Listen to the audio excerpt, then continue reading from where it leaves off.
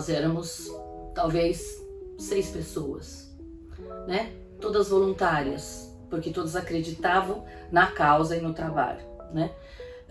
A gente tirava dinheiro do bolso para comprar papel, para comprar lápis, para comprar argila, enfim, alguns materiais que a gente usava com as crianças. Então o trabalho inicialmente era todo voluntário.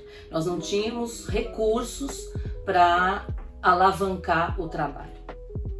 Isso foi 2004.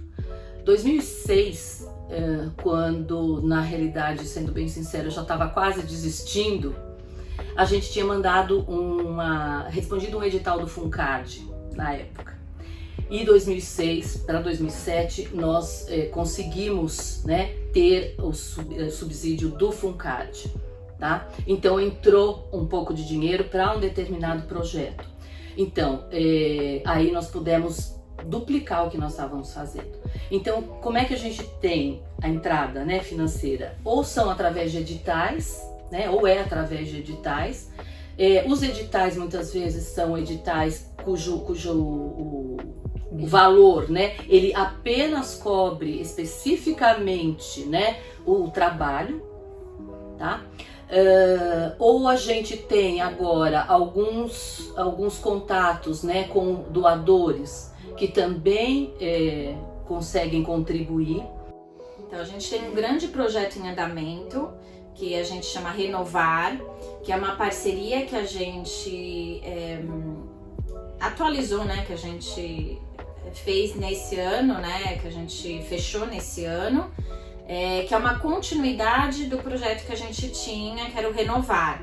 Essa parceria é financiada por uma instituição alemã, que é a KNH, eles que apoiam esse projeto todo, e esse projeto é o maior que a gente tem atualmente, que atua tanto com as crianças e adolescentes em vulnerabilidade dentro das instituições, que são os CCAs, os núcleos socioeducativos, quanto os educadores que estão dentro dessas instituições, quanto também as famílias dessas crianças. Então a gente abraça todo o entorno dessa criança, né? Porque a gente viu que não adiantava só, né, cuidar especificamente da criança e deixar outros aspectos de lado que também tinham influência sobre essa criança. Então o Espiral ele foi abrangendo, né, essas áreas.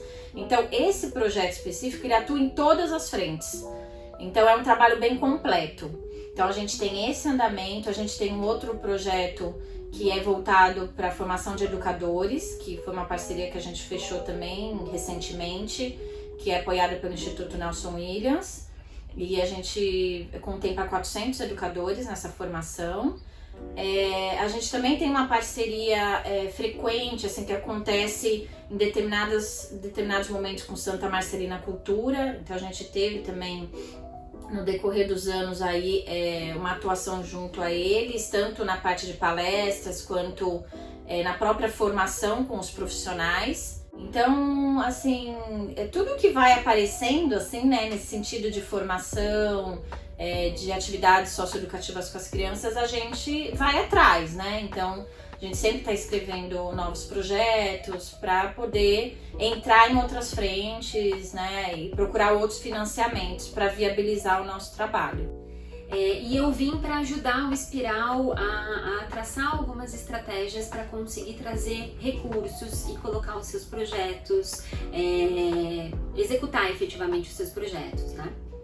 Nesse ano de 2021, eu me tornei diretora de Relações Institucionais e dentro do Espiral, o nosso desafio hoje é fazer com que a gente consiga ter mais projetos em andamento.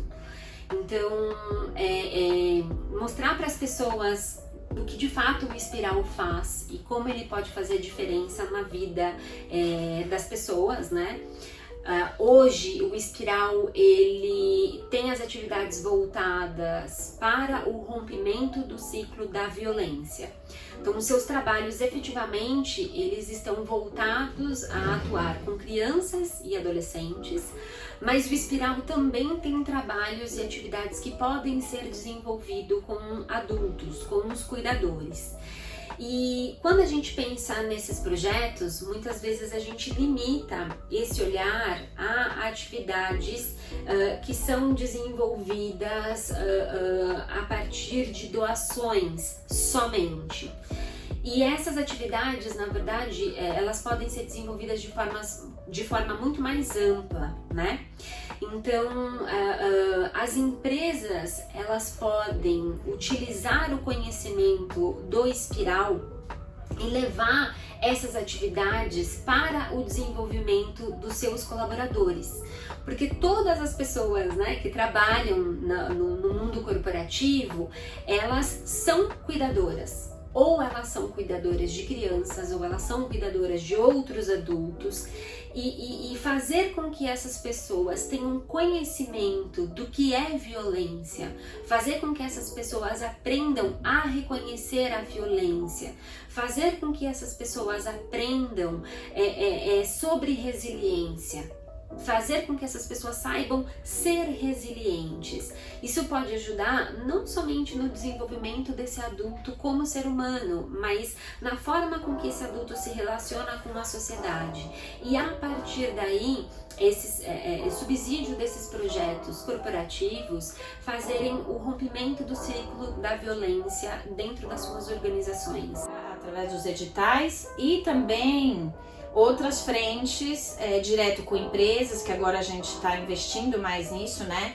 Em mostrar o nosso trabalho, porque é um trabalho que abrange muitos temas, assim, a gente consegue abarcar muitas coisas, pela expertise mesmo, né? São muitos profissionais dessa área da saúde, né? Em especial psicologia. Então a gente tem muito conhecimento nessa área de saúde mental, né? Resiliência. E isso é muito amplo, né? Você consegue oferecer para muitos lugares diferentes. Então a gente está indo nessa direção também, de oferecer para empresas o nosso trabalho, palestras, rodas de conversa.